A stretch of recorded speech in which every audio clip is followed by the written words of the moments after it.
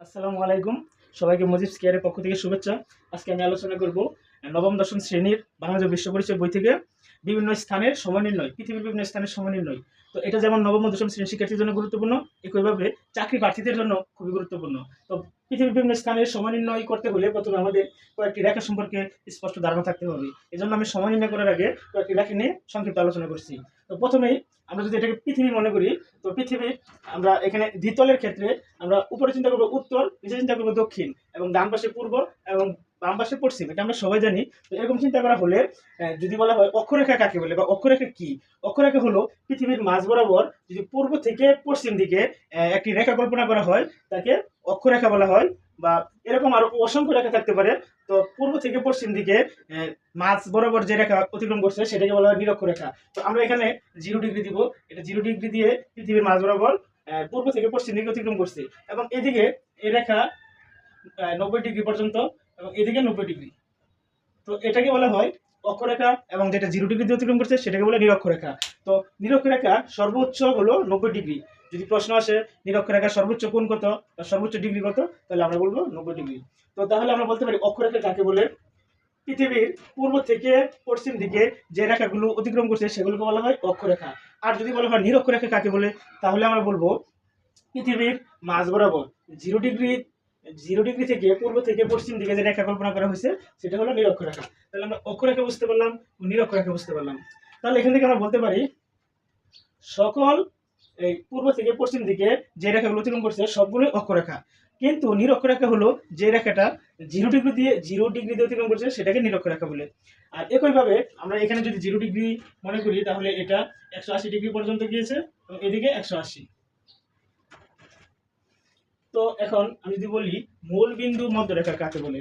পৃথিবীর মাঝ বরাবর উত্তর মেরু থেকে দক্ষিণ মেরুতে যে রেখা কল্পনা করা হয় তাকে মূল বিন্দু মধ্যরেখা বা মূল মধ্যরেখা বলা হয়। দেখেন, মূল মধ্যরেখা হলো 0 ডিগ্রি বরাবর। তো উত্তর থেকে দক্ষিণ 0 ডিগ্রি বরাবর যে রেখা, এটাকে বলা হয় মূল মধ্যরেখা। এটাকে বলা হয় মূল মধ্যরেখা, মূল মধ্যরেখা। আবার এরকম আরো অসংখ্য রেখা আছে। তো যদি মূল মধ্যরেখা বলা হয় তাহলে অবশ্যই 0 ডিগ্রি দিয়ে যাইতে হবে, যেরকমটা ছিল এই নিরক্ষরেখার ক্ষেত্রে। নিরক্ষরেখা যেমন পূর্ব থেকে পশ্চিমে 0 ডিগ্রি দিয়ে অতিক্রম করে, ঠিক একইভাবে মূল মধ্যরেখা উত্তর থেকে দক্ষিণ 0 ডিগ্রি দিয়ে অতিক্রম করে। তো এখন আমরা আলোচনা করবো দ্রাঘিমা রেখা নিয়ে। তো দ্রাঘিমা রেখা কাকে বলে। তো এটা যেমন উত্তর থেকে দক্ষিণ অতিক্রম, দ্রাঘিমা রেখা হলো পৃথিবীর উত্তর মেরু থেকে দক্ষিণ মেরু, উত্তর মেরু থেকে দক্ষিণ মেরুতে যে রেখাগুলো কল্পনা করা হয়েছে সেগুলোকে দ্রাঘিমা রেখা বলে। যেমন 0 ডিগ্রি দিয়ে যে রেখাটি অতিক্রম করেছে সেটা হলো মূল মধ্যরেখা, এবং দ্রাঘিমা রেখা হলো এই যে এগুলো, মনে করেন এটা 15 ডিগ্রি, এটা 30 ডিগ্রি, এটা 15 ডিগ্রি, এটা 30 ডিগ্রি। তো তাহলে আমরা বলতে পারি মূল মধ্যরেখার সমান্তরাল রেখাগুলোকে দ্রাঘিমা রেখা বলা হয়। যেমন 0 ডিগ্রি দিয়ে যে রেখা অতিক্রম করছে উত্তর থেকে দক্ষিণ দিকে সেটা হলো মূল মধ্যরেখা, এবং মূল মধ্যরেখার সমান্তরাল রেখাগুলো হলো দ্রাঘিমা রেখা। আমি যদি সহজভাবে বলতে চাই, পৃথিবীর উত্তর মেরু থেকে দক্ষিণ দিকে অবস্থিত মূল মধ্যরেখার সমান্তরাল রেখাগুলোকে দ্রাঘিমা রেখা বলা হয়। তাহলে যদি প্রশ্ন আসে দ্রাঘিমা রেখা কাকে বলা হয়, সহজভাবে বললে এভাবে বলতে পারেন, পৃথিবীর উত্তর মেরু থেকে দক্ষিণ মেরুতে অবস্থিত মূল মধ্যরেখার সমান্তরাল রেখাগুলোকে দ্রাঘিমা রেখা বলা হয়। এটা ঠিক সমান্তরাল না, পৃথিবী যেহেতু গোলাকার, তো এটা আমি বোঝানোর জন্য বললাম সমান্তরাল রেখা, ঠিক আছে। তাহলে মূল মধ্যরেখার সমান্তরাল রেখাগুলো কি হয়ে গেল, দ্রাঘিমা রেখা। ঠিক একইভাবে আমরা যদি চিন্তা করি এরকম আরো নিচের দিকে দুটি রেখা এবং উপরে দুটি রেখা,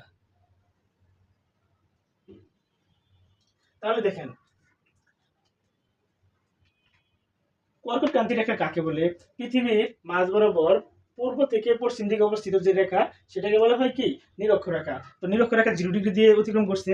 তো নিরক্ষরেখার যে সমান্তরাল রেখাগুলো, মনে করেন এটা আর এটা, এবং নিচে এটা আর এটা, এগুলো হলো অক্ষরেখা। নিরক্ষরেখার সমান্তরাল রেখাগুলোকে বলা হয় অক্ষরেখা। কিন্তু যদি এটা 23.5 ডিগ্রি দিয়ে অতিক্রম করে, নিচে এটা যদি 23.5 ডিগ্রি দিয়ে অতিক্রম করে, এবং এটা যদি 66.5 ডিগ্রি হয়, এবং এটা যদি 66.5 ডিগ্রি হয়, তাহলে এগুলোকে কি বলা হয় দেখেন, পৃথিবীর পৃথিবীর পূর্ব থেকে পশ্চিম দিকে 23.5 ডিগ্রি দিয়ে অতিক্রম করছে যে রেখা সেটাকে বলা হয় কর্কটক্রান্তি রেখা। তাহলে এই যে এই রেখাটির নাম কি, এই রেখাটি হলো কর্কটক্রান্তি রেখা। যদি বলা হয় কর্কটক্রান্তি রেখা কাকে বলা হয়, তো পৃথিবীর পূর্ব থেকে পশ্চিম দিকে 23.5 ডিগ্রি অক্ষরেখা দিয়ে অবস্থিত যে রেখা তাকে বলা হয় কর্কটক্রান্তি রেখা। দেখেন, এখানে একটা গুরুত্বপূর্ণ তথ্য হচ্ছে কর্কট ক্রান্তি রেখা কিন্তু বাংলাদেশের মাঝ বরাবর দিয়ে অবস্থান করছে, অর্থাৎ বাংলাদেশ এখানে বাংলাদেশের ঠিক মাঝ বরাবর দিয়ে কর্কট ক্রান্তি রেখা অতিক্রম করছে।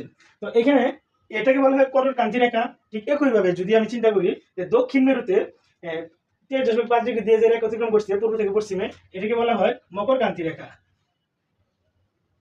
মকর ক্রান্তি রেখা।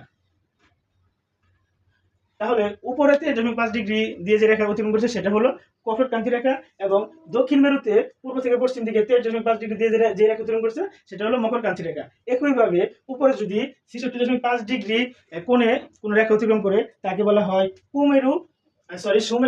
উপরটাকে বলা হয় সুমেরু এবং নিচেটাকে বলা হয় কুমেরু বৃত্ত। তাহলে কর্কট ক্রান্তি রেখা কাকে বলে? পৃথিবীর পূর্ব থেকে দক্ষিণ দিকে 23.5 ডিগ্রি দিয়ে যে রেখা অতিক্রম করছে সেটাকে বলা হয় কর্কট ক্রান্তি রেখা।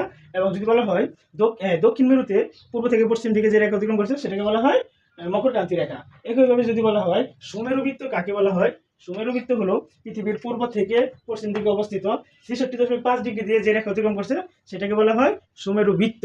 একইভাবে যদি আমি দক্ষিণ মেরুতে বলি, পৃথিবীর পূর্ব থেকে পশ্চিম দিকে 66.5 ডিগ্রি বরাবর দক্ষিণ মেরু দিয়ে যে রেখা অতিক্রম করছে সেটা হলো কুমেরু বৃত্ত।